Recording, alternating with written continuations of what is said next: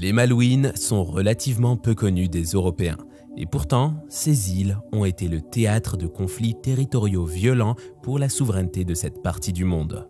Situé dans l'Atlantique Sud, cet archipel de 12 000 km² n'avait à la base rien pour attirer les convoitises. La terre est froide, isolée au large de l'Argentine et à moins de 1000 km de l'Antarctique.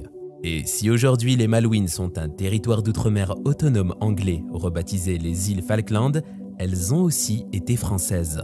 Tout commence au début du XVIe siècle, quand le navigateur Amerigo Vespucci passe à côté des Malouines sans s'y arrêter. Il s'agit de la première observation de l'archipel sans exploration ni installation.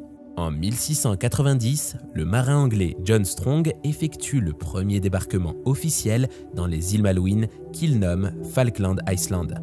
Mais il n'a d'autre but que de se ravitailler en viande, notamment en manchots et en phoques, et continue son expédition sans plus d'intérêt pour ces îles. La France est en pleine guerre de 7 ans, de 1756 à 1763. Elle oppose deux camps. D'un côté, la France et l'Autriche, et de l'autre, l'Angleterre associée à la Prusse. Ce conflit a été tellement intense qu'il a parfois été considéré comme une guerre mondiale dont l'Angleterre et la Prusse sortent vainqueurs, bouleversant le paysage colonial de ces pays. Lors du traité de Paris qui clôt cette guerre de 7 ans, la France perd une bonne partie de ses possessions d'Amérique du Nord au profit des Anglais.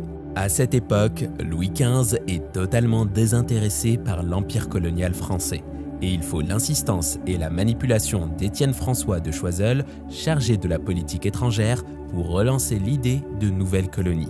Militairement très affaiblie, la France se relève difficilement de la guerre, et il faut pouvoir mener cet objectif sans créer de conflit avec l'Espagne ou l'Angleterre.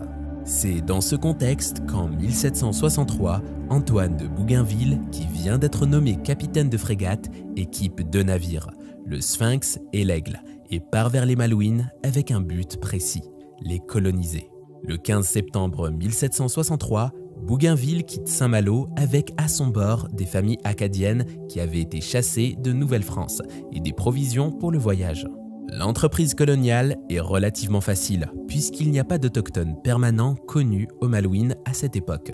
On devine aujourd'hui que des peuples originaires de Terre de Feu y auraient fait des incursions sans y rester.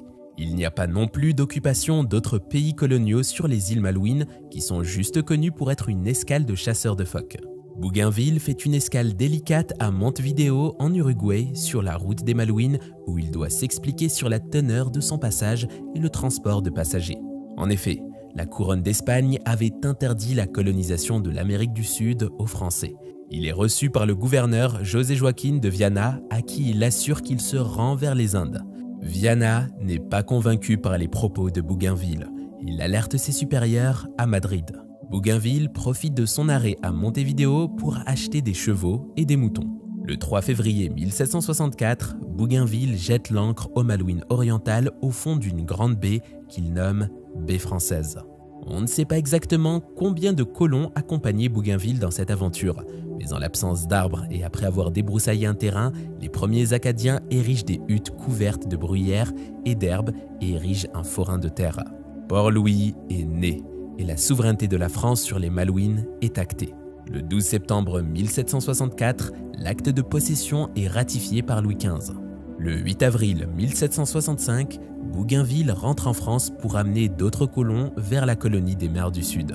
Il fera en tout 4 voyages, augmentant le nombre de colons qui sont quasiment tous des Acadiens.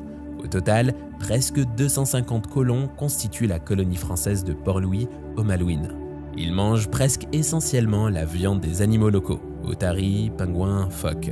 Mais le 23 janvier 1765, le capitaine John Byron débarque aux Malouines avec les mêmes objectifs que les Français. L'archipel n'est plus une terra nullius, les Français s'y étant déjà installés, mais les Anglais ne le savent pas. Byron débarque sur la petite île de Trinidad qu'il rebaptise Sounder Island et il réalise une cérémonie de prise de possession dans un fort nommé Port Egmont. L'idée de Byron est d'édifier une base militaire. Mais entre-temps, les Espagnols continuent à soupçonner les Français de s'être installés aux Malouines malgré l'interdiction. L'information est arrivée à Madrid jusqu'à Geronimo Grimaldi, ministre de l'État. Le 13 août 1764, il publie la nouvelle dans la Gazette de Hollande. Grimaldi proteste auprès de Choiseul, ministre des Affaires étrangères, et exige le retrait de la colonie française des Malouines. L'Espagne se sent en effet propriétaire de l'Amérique du Sud et veut imposer son consentement pour toute installation sur son sol.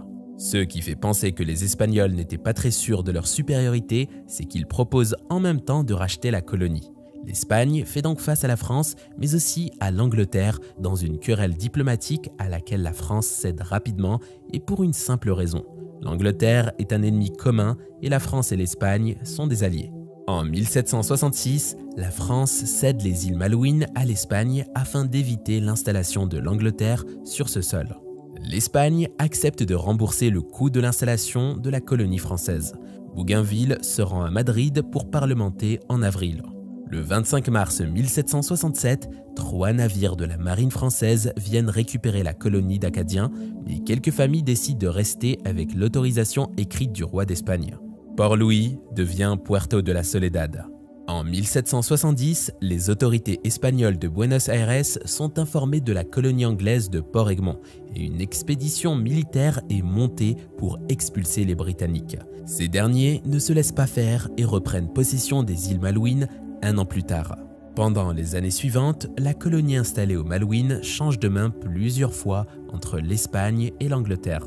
En 1774, la guerre d'indépendance américaine et ses contraintes économiques forcent les Anglais à quitter la colonie de Fort-Egmont. Les îles Malouines redeviennent un lieu de passage pour les baleiniers, les chasseurs de phoques et retrouvent une fonction de ravitaillement en vivres et en eau pour ces marins. Mais l'histoire ne s'arrête pas là, puisque si l'Espagne possède les Malouines jusqu'alors, l'année 1820 est celle de la révolte des colonies sud-américaines, et l'Argentine s'empare de l'archipel des Malouines en son nom. Mais il fallait aussi compter sur les Britanniques qui n'ont jamais accepté leur défaite aux Malouines. En 1832, l'armée anglaise débarque aux Malouines et chasse pacifiquement les colons argentins. Les îles Malouines vont dès lors connaître une longue période de paix sous le drapeau anglais.